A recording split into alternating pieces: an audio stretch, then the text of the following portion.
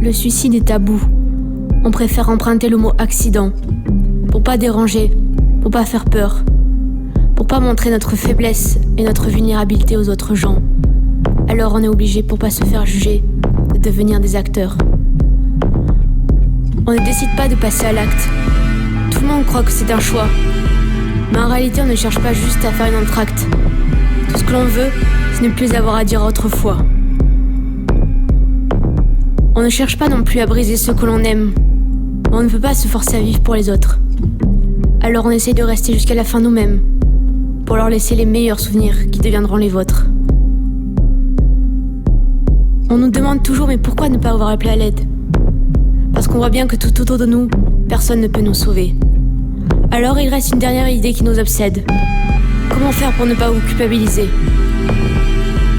Car irrémédiablement, ceux qui restent se remettent en question. Ils se demandent ce qu'ils ont fait ou pas fait. Et même leur laisser des lettres d'adieu ne suffit pas pour une conclusion, afin qu'ils puissent dormir le soir en paix. J'étais laissé de moi pendant des années. Quelle différence si je partais. Je n'attends pas ce qu'on me pardonne, ni qu'on ait pitié, jusqu'on mesure l'ampleur de ma souffrance qui m'étouffait. Ce paradoxe fou que ceux qui sont censés nous soigner donnent en main les clés pour se tuer. Puis après, une fois qu'on a tenté, ils nous abandonnent comme si on avait été que de simples cobayes. Mais ce qui prend un coup, c'est surtout leur ego surdimensionné. Et jamais ils ne se remettent en question, ni devant notre désarroi, ne tressaillent. Comment se sent-on le matin du jour où on a décidé de partir ? C'est un matin ordinaire. On se dit que ce sera peut-être le dernier, alors on s'autorise un beignet au Nutella. On a envie que l'heure prévue approche le plus vite possible, et on espère ne pas défaillir. On se répète dans la tête le scénario 100 fois, afin d'être sûr que cette fois-ci, on ne se ratera pas. Certains préfèrent la brutalité et poser la tête sur des rails. D'autres sont plus habiles de leurs mains et se passent une corde autour de la tête. Il y a ceux qui, n'ayant pas le vertige, se hissent en haut d'une falaise et contemplent ce vide sidéral. Enfin, il y a ceux comme moi, plus craintifs, préfèrent s'endormir à jamais, sans paillettes. Ceux qui sont passés à l'acte, plusieurs fois, on les appelle les récidivistes. On traite alors comme des criminels. Mais que sont-ils pour juger notre souffrance avec leur maudite théorie positiviste ? Notre vie nous appartient, et si on le souhaite, on peut lui être infidèle. J'ai désacralisé le suicide à force de passer à l'acte, au point que ça en devienne une banalité. Alors pour moi, mourir signifie juste que je serai discrètement absente de ce monde. Comme lorsque je ne répondais pas à l'appel à l'école, et que personne ne le remarquait.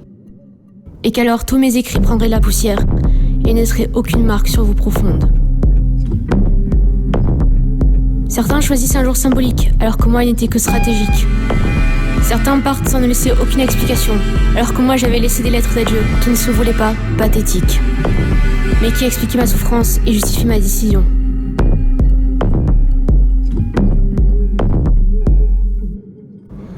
J'étais laissé pour morte pendant des années. Quelle différence si je partais. Je n'attends pas ce qu'on me pardonne, ni qu'on ait pitié, jusqu'on mesure l'ampleur de ma souffrance qui m'étouffait.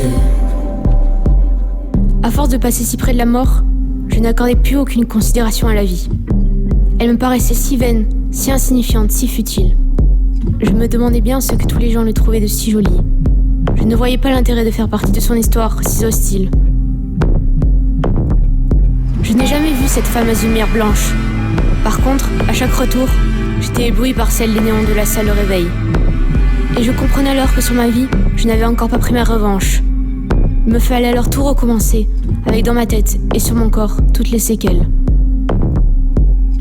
Ce qui est terrible avec le suicide, c'est qu'on ne peut pas préparer son départ. On ne peut pas déclarer tout notre amour pour nos proches ni dire au revoir. On ne peut pas réaliser nos derniers rêves ou vœux. On ne peut pas préparer le deuil de ses proches afin qu'il soit moins douloureux.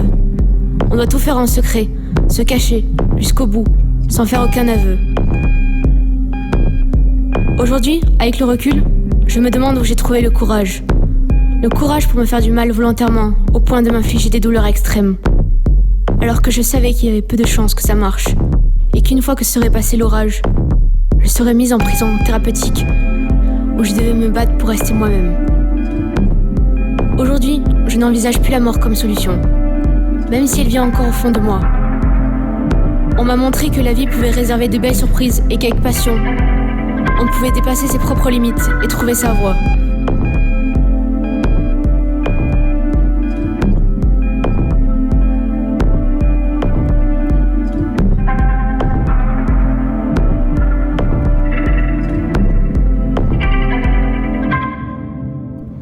J'étais laissé mort pendant des années. Quelle différence si je partais. Je n'attends pas ce qu'on me pardonne, ni qu'on ait pitié, jusqu'on mesure l'ampleur de ma souffrance qui m'étouffait. J'étais laissé mort pendant des années.